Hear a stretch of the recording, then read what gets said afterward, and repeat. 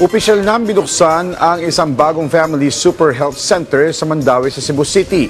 Layo nitong ipaabot ang serbisyo medikal sa mga mamamayan at ma-decongest ang dami ng mga pasyenteng pumupunta sa nasabing pampublikong ospital. Yan ang report ni Jessie Atienza ng PTV Cebu.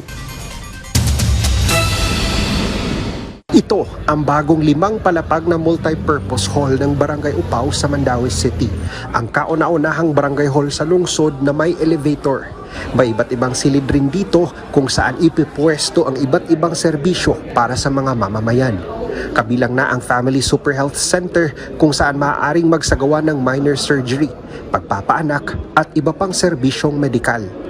Kanisa na kanindot dire kay nasa tay kaning Super Health Center no sa nasa second floor, so lalipay kay ta at as of now ato pamaning tabangan sa syudad nya accredited na sila sa DOH, tabangan na sa DOH ani lipay kay mi ani kay para maka-decongest ni sa atong city hospital na karon nya kaning mga nasuol diri from Cambaro na ay umapa Luog, instead of moadto pa sila sa atong hospital ari na lang sila diri sa atong barangay diri sa Barangay Upaw.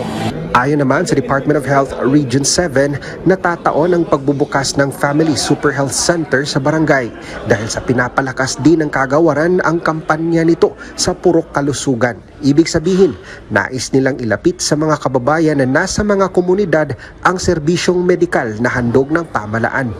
And in fact, natay gina strategiya nga ginahimo karon sa Department of Health ang atong purok kalusugan ato ning strengthen ang mga health, ang ato ang mga uban ng mga health services nga pwede nato dito sa mga purok centers dito nato ipahimo.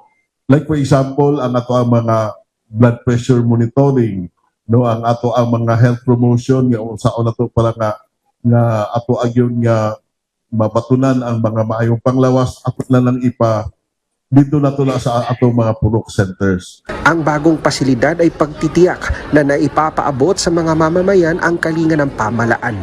Mula sa PTV Cebu, Jessie Atienza para sa Pambansang TV sa Bagong Pilipinas.